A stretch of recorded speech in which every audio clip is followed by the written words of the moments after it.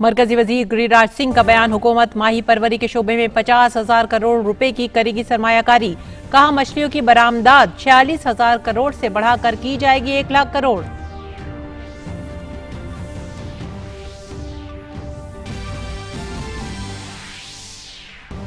मरकजी वजीर प्रकाश जावड़ेकर ने की कांग्रेस लीडर राहुल गांधी की तनकीद। कहा, जब तमाम मुल्क कोरोना से जंग लड़ रहा है तब भी सियासत करने से बाज नहीं आती कांग्रेस।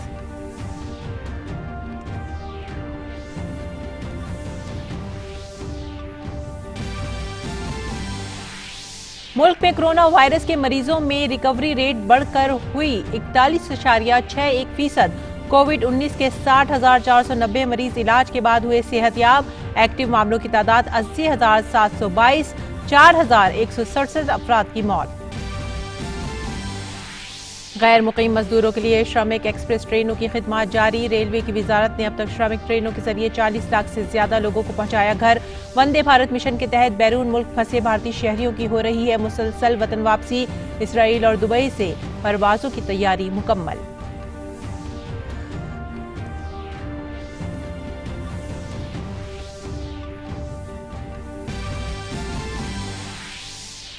दुनिया भर में कोरोना से मुतासरीन की तादाद 54,95,000 से ज्यादा। मरने वालों की तादाद पहुंची 3,46,000। अमरीका के बाद ब्राजील और रूस में कोरोना से मुतासरीन की तादाद सबसे ज्यादा। आलमी इदारे सेहत ने हिफाजती तशवीश की वजह से रोका हाइड्रोक्सी क्लोरोक्विन का तजुर्बा। कोरोना से सबसे ज्यादा मुतासिर अमरीका में मरने वालों की तादाद 98,000 से ज्यादा। बरतानिया ने लॉकडाउन में नरमी बरतते हुए 15 जून से दुकानों को खोलने का लिया फैसला। स्पेन में 1 जुलाई से दीगर मुल्कों से आने वालों को 2 हफ्ते के क्वारंटाइन से मिली छूट।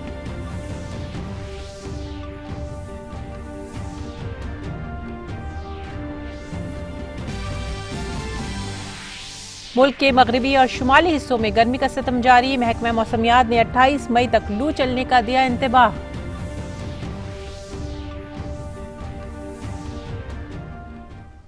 आदाब नाज़रीन, शाम 5 बजे की उर्दू खबरों में आप सभी का खैर मकदम है। नजर डालते हैं इस वक्त की अहम खबरों की तफसीलात पर। मवेशी परवरी, डेयरी और माही परवरी के मरकजी वजीर गिरिराज सिंह ने आज प्रधानमंत्री मत्स्य संपदा योजना बुकलेट जारी किया और कहा कि माही परवरी में भारत दूसरे नंबर का बरामदकार है। उन्होंने ये भी कहा कि 10.8 सालाना इजाफा और 7.53% पैदावार में इजाफे की शरह है। 2010 से 2014 के दरमियान 4 से 5% शरह तरक्की थी और आज हमने इसे दुगना करने में कामयाबी हासिल की है। हुकूमत ने नई तकनीक का इस्तेमाल करने का भी फैसला किया है। मरकजी वजीर ने कहा कि माहीगिरी में जो जोखिम है उसे तकनीक के जरिए कम करेंगे। मछुआरों में जो रिस्क है वो रिस्क है कि जब समुद्र में जाते हैं मछली देखते देखते उन्हें पता नहीं चलता है कहाँ मछली है। ये इंफॉर्मेशन भी हम देंगे टेक्नोलॉजी से कि आप उधर नहीं इधर जाएं, मछली वहाँ मिलेगा। कभी कभी टेक्नोलॉजी इंफॉर्मेशन के अभाव में 200 माइल से बढ़ जाते हैं, जिसके कारण कभी पाकिस्तान के जेलों में, कभी लंका के जेलों में, कहीं अन्य जगह। तो हम उसके कारण उन्हें टेक्नोलॉजी भी दे रहे हैं। मरकजी वजीर गिरिराज सिंह ने कहा कि हुकूमत माहीगीरों की आमदनी में इजाफे के लिए तैयार है और हुकूमत ने माहीगीरों को हर सहूलत फराहम करने का फैसला किया है। केज कल्चर करेंगे समुद्र के अंदर। अभी जो केज कल्चर हमने ट्रायल में की है उसका रिपोर्ट इतना अच्छा आया है कि जो कैच फीस का एवरेज रेट 80-100 से लेके 150 रुपये तक बहुत हाई रहा तो 200 गया। ये केज में जिसको हम एक्सपोर्ट करेंगे तो क्वालिटी फीस होगा मिनिमम 300 रुपये केजी। तो हम रिस्क को भी समुद्र में कम कर रहे हैं। गिरिराज सिंह ने कहा कि फैक्ट्री वेसल के जरिए माहीगीर गहरे समुद्र में ज्यादा दिन रह सकेंगे, इससे उन्हें ज्यादा फायदा हासिल होगा। एक फैक्ट्री वेसल जैसे अभी 10 से 12 दिन रह पाते हैं जब जाते हैं समुद्र में, तो जो वहां से पोस्ट हार्वेस्ट होता है 20 से 25% लॉस होता है। जब ये फैक्ट्री वेसल होगा तो वो लॉस भी कमेगा। 12 दिन के बदले 15 दिन 18 दिन तक वो, क्योंकि ये जो फैक्ट्री वेसल होगा इसमें तेल भी होगा, अन्य चीज होगा जो उनके तेल कमेंगे, तो फैक्ट्री वेसिल भी एक क्लस्टर रूप में रहेगा कितने बोट पर। तो हम टेक्नोलॉजी का भी सहारा ले रहे हैं। अगली खबर, मरकजी वजीर प्रकाश जावड़ेकर ने कांग्रेस लीडर राहुल गांधी को हदफ तनकीद बनाया है। प्रकाश जावड़ेकर ने कहा कि जब पूरा मुल्क कोरोना से लड़ रहा है उस वक्त भी कांग्रेस सियासत से बाज नहीं आ रही है। उन्होंने ये भी कहा कि जब लॉकडाउन था तब भी कांग्रेस को परेशानी थी और आज जब नरमी दी जा रही है तब भी वो सियासत करने में लगी हुई है। देश आपदा से लड़ रहा है, कोरोना के महामारी के आपदा के सामने लड़ रहा है। कांग्रेस ऐसे समय भी राजनीति करने से बाज नहीं आ रही है। मुझे आश्चर्य होता है, जब लॉकडाउन लगा तब कांग्रेस ने हाय तौबा मचाया कि लॉकडाउन क्यों लगाया, पूरे देश भर में क्यों लगाया, अर्थव्यवस्था तबाह हो जाएगी। यानी जब लगा तो भी विरोध किया, अब अगर उठ रहा है तो उसका भी विरोध करेंगे। प्रकाश जावड़ेकर ने यह भी कहा कि जिस तरह भारत ने कोरोना वायरस की सूरत हाल का सामना किया है उसकी तारीफ पूरी दुनिया कर रही है, लेकिन कांग्रेस इसमें भी सियासत करने में लगी हुई है। दुनिया के बहुत सारे प्रमुख देशों में और चीन भी जिस तरह से नुकसान हुआ उस तुलना में भारत का नुकसान कम रहा। इसके लिए पूरी दुनिया भारत की प्रशंसा कर रही कि सही समय पर लॉकडाउन लगाया, लेकिन जिसकी पूरी दुनिया प्रशंसा करती है उसका कांग्रेस विरोध करती है। यही कांग्रेस की दोगलापन की राजनीति है। गैर मुक़ीम मजदूरों के मसले पर बात करते हुए मरकजी वजीर प्रकाश जावड़ेकर ने कहा कि मजदूरों को उनके घरों तक पहुंचाने का काम हमारी हुकूमत ने किया है और उनके खातों में पैसे भी डाले हैं, लेकिन कांग्रेस की इख्तिदार वाली रियासतों ने मजदूरों को कोई पैसा नहीं दिया। 3000 रेलवे गाड़ियों से 45 लाख मजदूर अपने अपने घर लौट गए हैं। यह बहुत बड़ा ऐतिहासिक काम है। यूपी कर्नाटक भारतीय जनता पार्टी के दोनों राज्य हैं, उन्होंने तो कैश ट्रांसफर किया, जो भी मजदूर आता है उसको भी पैसा देते हैं। कांग्रेस की किस राज्य में दे रहे? मैं इस पर तू मैं नहीं करना चाहता, क्योंकि ये राष्ट्रीय आपदा का काल है। लेकिन कुछ भी बोलेंगे और देश सुनेगा, ऐसा अब नहीं रहा है। और अब भारत में कोविड-19 की सूरत हाल का जायजा लेते हैं। मरकजी हुकूमत ने कहा है कि कोविड-19 से अब तक कुल 60,490 मरीज सेहतयाब हो चुके हैं। मरकजी वजारत सेहत के तर्जुमान ने कहा कि मुल्क में सेहतमंद होने की शरह में बेहतरी जारी है और मौजूदा वक्त में ये 41.61% है। भारत में शरह अमवात दुनिया में सबसे कम है, अब ये 2.87% है। 60,490 पीपल रिकवर हो गए हैं और उसके साथ ही जो हमारा रिकवरी रेट 7.1% करीब मार्च में था, और आज हम देख रहे हैं कि फील्ड में एफर्ट्स करने की वजह से वह लॉकडाउन के इस प्रेजेंट टाइम में बढ़कर 41.61% हो चुका है। हमारा fatality rate is one among the lowest in the world और वह 3.3% से घटते हुए अब करीब 2.87% हो चुका है। इसके मरकजी हुकूमत ने कहा है कि अगर कोविड-19 के मामलों का मवाजना करें तो दुनिया भर में फी लाख आबादी पर 69.9 मामले सामने आ रहे हैं। वहीं भारत में फी लाख आबादी पर 10.7 मामले दर्ज किए गए हैं, जिसकी सबसे बड़ी वजह लॉकडाउन और उस पर काबू पाने की कोशिश है। आज कोविड-19 से खाली भारत ही नहीं पूरी दुनिया लड़ रही है, हर देश लड़ रहा है। हम लोग वायरस से इम्यून नहीं हैं और हम लोग पूरी दुनिया से जुड़े हुए भी हैं, बिल्कुल क्लोज नहीं हैं।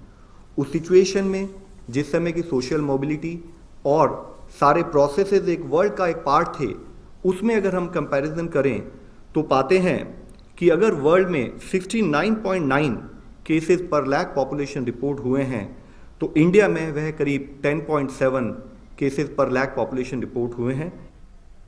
हुकूमत ने कोविड-19 से निपटने के लिए रियासतों और मरकज के जेर इंतजाम इलाकों के साथ मिलकर बेहतरीन इंतजाम के जरिए इस वबा की रोकथाम और बचाव के लिए मुतादिद इक़दाम किए हैं, जो काफ़ी मौसर साबित हुए हैं। हुकूमत के जरिए जारी मुसलसल कोशिशों की आला सतह पर निगरानी की जा रही है और जायजा लिया जा रहा है।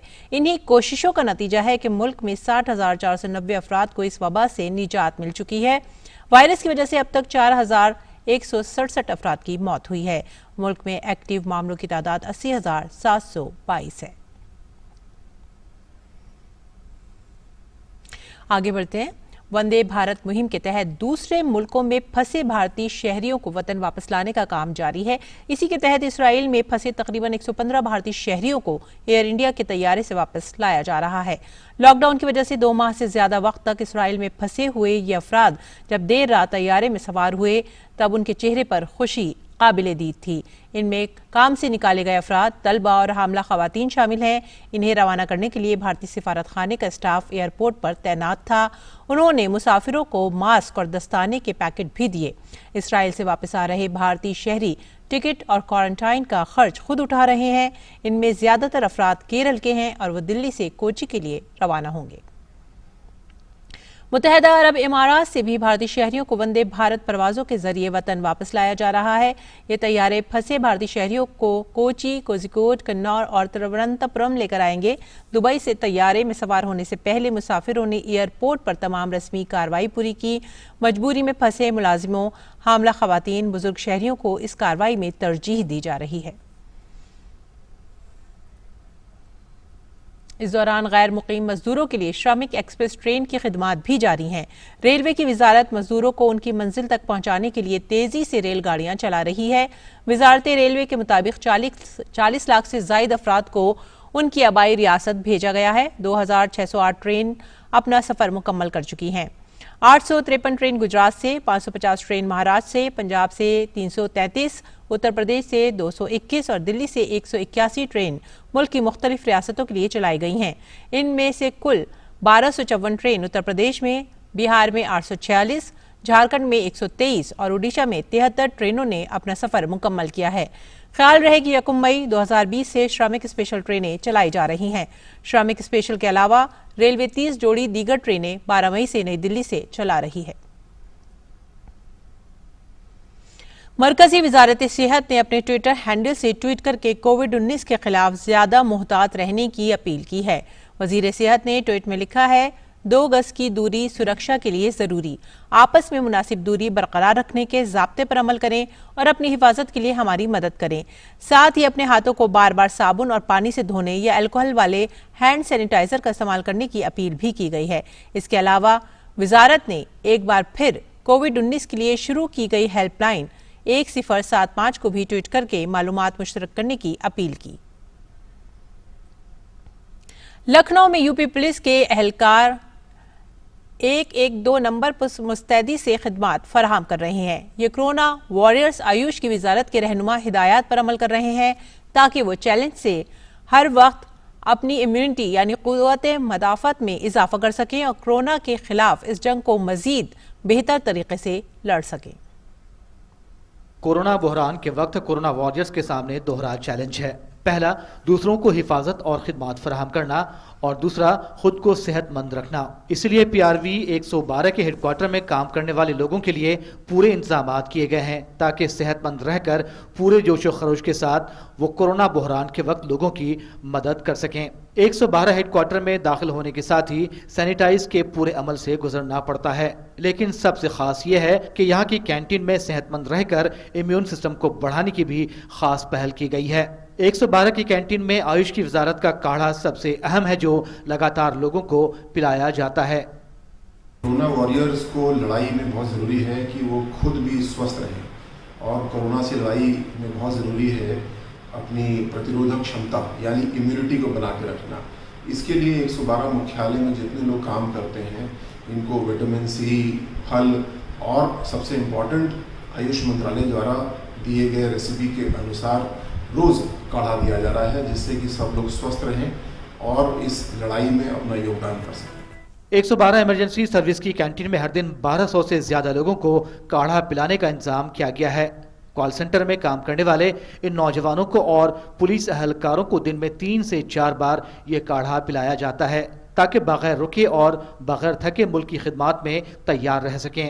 सिर्फ काढ़ा ही नहीं, विटामिन सी से भरपूर फलों का इस्तेमाल भी नहीं कराया जाता है ताकि मुल्क की सबसे बड़ी रियासत के किसी भी गोशे से फोन आए तो फौरी तौर पर मदद पहुंचाई जा सके। हमारे परिवार वाले भी काफ़ी परेशान थे, पर जब हम ऑफिस आए तो हमारे ऑफिस में काफ़ी अच्छे इंतज़ाम किए गए थे सैनिटाइजेशन के लिए।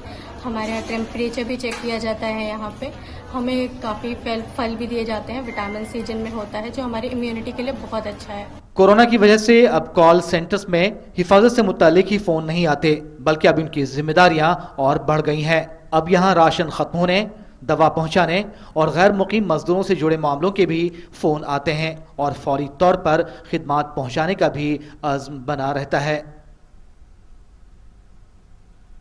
अगली खबर, उत्तर प्रदेश के वजीर आला योगी आदित्यनाथ ने ट्वीट करके कहा है कि घर वापस आने वाले कामगार मजदूर भाई बहनों की स्किल मैपिंग करके पहली फहरिस्त तैयार की जा चुकी है।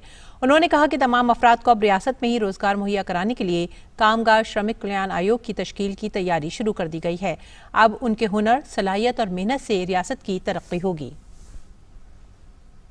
मरकजी हुकूमत के दीगर मंसूबों की तरह एक मंसूबा है किसान सम्मान निधि। लॉकडाउन के दौरान वाराणसी के किसानों के खाते में आया ये पैसा किसी अतिय से कम नहीं है। किसान सम्मान निधि के तहत मिले पैसों से किसानों को खेती करने में काफी मदद मिली है। पेश है ये रिपोर्ट। प्रधानमंत्री लगातार किसानों की बात कर रहे हैं।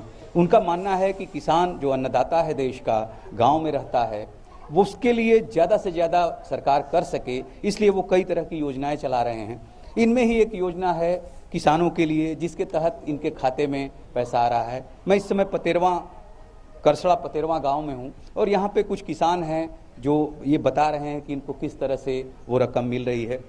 हम जनधन खाता खुलवाए और उसमें हमारे खाते में 4 किस्त आ गया है। किसानों के जो किसान को मिलता है वो 4 किस्त आया है 2000। मेरे खाते में किसान सम्मान निधि वाला 3 किस्त आ चुका है, चौथा का भी उम्मीद करता हूँ कि आएगा। 2-2 हज़ार किस्त आया है। जो साल में 6,000 रुपये देने की बात कही गई है, उसमें 2020 का पैसा आ चुका है। जनवरी और मार्च का, अप्रैल का आने वाला है, वो भी जल्दी हो सके। उम्मीद है कि वो भी आने वाला है, जल्दी आ जाएगा। किसान सम्मान निधि मुझको 4 बार मिला है।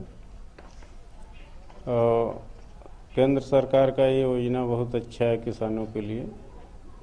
इसके लिए मैं सरकार को धन्यवाद करना चाहता हूँ। माननीय प्रधानमंत्री द्वारा हमारे खाते में जो है जनधन खाते में 5 किस्तों में 10,000 रुपया जो है मिला है। मैं माननीय प्रधानमंत्री जी का भूरी भूरी आभारी हूँ। ये सब लोग खुश हैं, आभारी हैं सरकार के, और इनका मानना है कि इससे जो है जो इनके छोटे मोटे काम हैं वो इससे वो कर लेते हैं और खेती किसानी भी ठीक से चल रही है। Camera person doctor Ajay Verma के साथ doctor Harkesh Bahadur Singh Gautam, DD news, Karsada पतेरवा, Varanasi. Kerala में आज से केरल बोर्ड के 9 लाख से ज्यादा तालिब इल्म 10वीं और 12वीं के इम्तहानात दे रहे हैं। कोविड-19 की वजह से मुल्क में ये इम्तहानात मुलतवी कर दिए गए थे। हालांकि अब भी लॉकडाउन जारी है, लेकिन इस दौरान तलबा और असातिज़ा की हिफाजत को यकीनी बनाने के लिए इम्तहान मराकिज़ में खुसूसी इंतजाम किए गए हैं। 31 मई तक ये इम्तहानात मुनक़िद किए जाएंगे। 12वीं के इम्तहानात सुबह और 10वीं के इम्तहानात दोपहर में मुनक़िद किए जा रहे हैं। तलबा को इम्तहान मराकिज़ तक ले जाने के लिए गाड़ियों का इंतजाम किया गया है। सबको मास्क और सैनिटाइजर दिए जा रहे हैं। तमाम मराकिज़ को सैनिटाइज किया जा रहा है। इम्तहान मराकिज़ के पास किसी भी दुकान को खोलने की इजाज़त नहीं होगी। तमाम मराकिज़ में सोशल डिस्टेंसिंग पर अमल किया जा रहा है। और अब नजर डालते हैं मौसम के मिजाज पर। मुल्क के शुमाली इलाकों में गर्मी और लू में इजाफा हो गया है। गुज़िश्ता 2 दिनों में इस साल का सबसे ज्यादा दर्जा हरारत 47.6 डिग्री सेल्सियस रिकॉर्ड किया गया। शुमाली भारत के कई हिस्सों में दर्जा हरारत बढ़ने के बाद महकमा मौसमियात ने दिल्ली, पंजाब, हरियाणा, चंडीगढ़ और राजस्थान में गुज़िश्ता 2 दिनों के लिए रेड अलर्ट जारी किया है, जहां लू शबाब पर हो सकती है। मशरक़ी उत्तर प्रदेश में भी महकमा मौसमियात ने लू से मुतालिक ऑरेंज अलर्ट जारी किया है। कल राजस्थान के ज्यादातर हिस्सों में दिन का दर्जा हरारत 45 से 47 डिग्री के दरमियान रहा, जबकि पंजाब और हरियाणा में भी लोगों को शदीद गर्मी का सामना करना पड़ा। वहीं दारुल हुकूमत दिल्ली में ज्यादा से ज्यादा दर्जा हरारत 46 डिग्री तक पहुंच गया। हालांकि महकमे का कहना है कि मशरक से चलने वाली हवा की वजह से 28 मई से दर्जे हरारत में कमी आ सकती है। दिल्ली एनसीआर समेत तमाम शुमाली भारत में इन दिनों गर्मी ने जीना मुहाल कर दिया है। कब तक रहेगी ये तेज गर्मी और कब मिलेगी लोगों को राहत, इसके ताल्लुक से महकमा मौसमियात के साइंसदा डॉक्टर कुलदीप श्रीवास्तव से बातचीत की हमारे नुमाइंदे गिरीश निशाना ने। दिल्ली एनसीआर समेत पूरे उत्तर भारत में कैसा बना रहेगा मौसम, इस पर ज्यादा बात करने के लिए हमारे साथ मौजूद हैं मौसम वैज्ञानिक डॉक्टर कुलदीप श्रीवास्तव। सर, किस तरह का बना रहेगा इन दिनों मौसम? देखेंगे कि आज और कल की अगर बात करते हैं तो हमारे पास हीट वेव की जो कंडीशन दिल्ली एनसीआर में बनी हुई है वो मेंटेन रहेगी। टेम्परेचर दिल्ली एनसीआर में 45 से 46 डिग्री सेंटीग्रेड आ जाएगा और कल हमारे पास लगभग थोड़ा सा कम हो सकता है, 45 डिग्री सेंटीग्रेड जाएगा। उसके बाद हमारे पास तापमान में गिरावट शुरू होगी और जो कि आप कह सकते हैं कि ईस्टर्ली विंड के प्रभाव में होगी। और 28 तारीख से एक वेस्टर्न डिस्टर्बेंस भी नॉर्थ वेस्ट इंडिया को प्रभावित कर रहा है, जिसके चलते तापमान में 28 तारीख को काफ़ी गिरावट होगी। तापमान में गिरावट की वजह क्या रहेगी? क्या बूंदाबांदी होगी, बारिश होगी, क्या वजह रहेगी? देखिए 28 तारीख से हमारे पास नॉर्थ वेस्ट इंडिया में एक वेस्टर्न डिस्टर्बेंस का प्रभाव होने जा रहा है। साथ ही साथ पूर्वी हवाएं भी चलेंगी जो कि बिहार और उत्तर प्रदेश से चल करके दिल्ली एनसीआर तक पहुंचेंगी। तो इसके चलते हमारे पास जो दिल्ली एनसीआर का जो तापमान है उसमें काफ़ी गिरावट आएगी। और 29 और 30 तारीख को दिल्ली एनसीआर में डस्ट स्टॉर्म, थंडर स्टॉर्म और साथ में आपका तेज़ हवाएं चलने की संभावना है, जिनकी स्पीड लगभग 60 किलोमीटर पर आवर हो सकती है। साथ ही साथ इस वेस्टर्न डिस्टर्बेंस का प्रभाव पूरे नॉर्थ वेस्ट इंडिया में पड़ेगा और जो हीट वेव की कंडीशन पूरे नॉर्थ वेस्ट इंडिया में चल रही है उसमें भी काफ़ी राहत मिलेगी। और जो पहाड़ी राज्य हैं वहाँ पर हमारे पास 28, 29 और 30 में आप कह सकते हैं कि हल्की बारिश होगी और साथ साथ तापमान में गिरावट होगी। जो मैदानी इलाके हैं उसमें 28 तारीख की शाम रात से लेकर के 29-30 में आपके पास डस्ट स्टॉर्म, थंडर स्टॉर्म आएगा।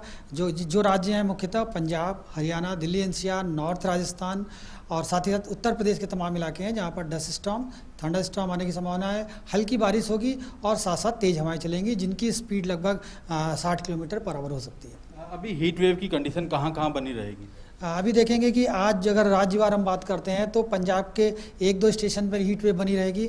हरियाणा का जो साउथ हरियाणा का इलाका है जो कि दिल्ली एनसीआर से लगा हुआ है, यहाँ पर तापमान काफ़ी ज़्यादा रहेंगे जो कि लगभग 46-47 डिग्री सेंटीग्रेड के आसपास रहेंगे। साथ ही साथ जो राजस्थान का इलाका है यहाँ के लिए हमने रेड कलर वार्निंग इशू की है, जिसमें तापमान ज़्यादातर जगहों पर 45 डिग्री सेंटीग्रेड से रहेंगे और कुछ जगहों पर ये 47 डिग्री सेंटीग्रेड भी आ जा सकते हैं। साथ ही साथ जो उत्तर प्रदेश का जो दक्षिणी इलाका है जो कि मध्य प्रदेश से लगा हुआ है, यहाँ पर भी हमारे पास 47 डिग्री सेंटीग्रेड तक का इलाका टेम्परेचर जा सकता है। मुख्यतः जो आगरा और अलीगढ़ के आसपास का एरिया है, साथ ही साथ जो इलाहाबाद और बांदा के आसपास का इलाका है, वहाँ पर टेम्परेचर आज भी 47 डिग्री सेंटीग्रेड जा सकता है। तो जो साउथ यूपी का इलाका है, और राजस्थान का इलाका है, यहाँ के लिए हमने रेड कलर में चेतावनी जारी की है। तो ये थे डॉक्टर कुलदीप श्रीवास्तव जो बता रहे थे कि अभी गर्मी को यूं ही सहना पड़ेगा, लेकिन 28 तारीख की रात दिल्ली एनसीआर समेत उत्तर भारत के काफ़ी इलाकों में गर्मी से काफ़ी राहत भी मिलेगी। कैमरामैन जगपाल सिंह के साथ गिरीश निशाना, डीडी न्यूज, दिल्ली। और आलमी सेहत तंजीम ने कोरोना मरीजों में हाइड्रोक्सी क्लोरोक्विन के इस्तेमाल के बारे में जारी तिब्बी तजर्बे को फिलहाल जुज़वी तौर पर रोकने का फैसला लिया है। तंजीम के डायरेक्टर डॉक्टर टेड्रोस ने कहा है कि इस दवा के महफूज इस्तेमाल के बारे में डेटा सेफ्टी मॉनिटरिंग बोर्ड मुताला करेगा। साथ ही इस दवा से मुताल्लिक़ दुनिया भर में हो रहे इस्तेमाल का वसी पैमाने पर तज्जिया भी किया जाएगा। टेड्रोस ने कहा कि आमतौर पर हाइड्रोक्सी क्लोरोक्विन और क्लोरोक्विन का इस्तेमाल मलेरिया के मरीजों और लुपस जैसे ऑटोइम्यून बीमारी में किया जाता है, लेकिन कोरोना के मरीजों में इस दवा के महफूज इस्तेमाल पर तशवीश जाहिर की जा रही है। पूरी दुनिया को तवील अरसे से कोरोना वबा का सामना है। बदहाल मईशत को पटरी पर लाने के लिए तमाम ममालिक अब लॉकडाउन में छूट दे रहे हैं। ऐसे में आलमी सेहत तंजीम ने तमाम ममालिक को इंतबाह देते हुए कहा है कि अगर कोरोना से निपटने के लिए उठाए गए इक़दामात में बहुत जल्दी नरमी दी गई तो इन्फेक्शन की एक दूसरी लहर भी आ सकती है। आलमी सेहत तंजीम के हंगामी प्रोग्राम के सरबराह डॉक्टर माइक रियान ने कहा है कि मुल्क ममालिक को ये यकीनी बनाने के लिए काम करना होगा कि कोरोना इन्फेक्शन दोबारा ना फैले। दुनिया आलमी वबा कोरोना के कहर से मुसलसल नबर्द आजमा है। दुनिया भर में कोरोना वायरस के अब तक 54,95,000 से ज़्यादा मामला सामने आ गए हैं। वहीं कोरोना की वजह से 3,46,000 अफराद की मौत भी हो चुकी है। कोरोना ने दुनिया भर में सबसे ज़्यादा अमरीका को मुतासर किया है। अमरीका में कोरोना वायरस से मुतासरों की तादाद 16,62,000 से ज़्यादा हो चुकी है, जबकि इसके इन्फेक्शन से मरने वालों की तादाद 98,000 से ज्यादा है।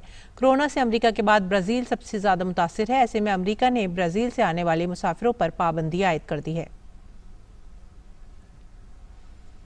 ब्राजील में पहली मरतबा कल 24 घंटे के अंदर अमेरिका से भी ज्यादा अमवात दर्ज की गई।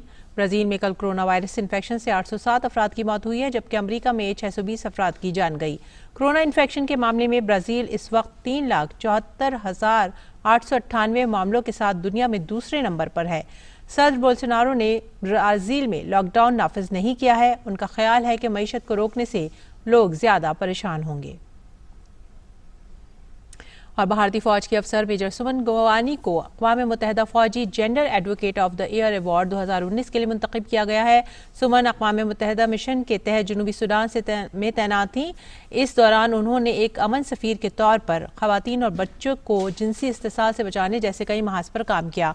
उनके साथ ब्राज़ील बहरिया की ऑफिसर कमांडर कारा मोंटे एरोडे कास्त्रो को भी अवार्ड दिया जाएगा। 29 मई को अक़वाम मुत्तहिदा के जनरल सेक्रेटरी गैट्रिस की सदारत में एक ऑनलाइन तकरीब के दौरान मेजर सुमन गवानी और ब्राज़ील बहरिया की ऑफिसर कमांडर कारा मोंटे एरोडो कास्त्रो को यह अवार्ड दिया जाएगा।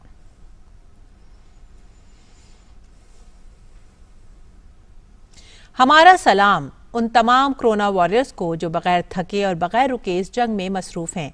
आइए अब पेश है भारत में चीनी सिफारत खाने की इस बेहतरीन पेशकश। हमें दीजिए इजाजत, आदाब, और आप देखिए ये पेशकश। देंगे हम एक दूसरे का साथ और होकर रहेंगे हम आजाद। माना थोड़ी मुश्किल की ये घड़ी है, पर जिंदगी तू भी तो जिद्दी बड़ी है। कुछ दिन बनानी होगी एक दूसरे से दूरी। सच कहते थे बुजुर्ग हमारे कि ये दूरियां भी है जरूरी। अब तो यही है मेरे दिल के जज्बात। देंगे हम एक दूसरे का साथ और होकर रहेंगे हम आजाद।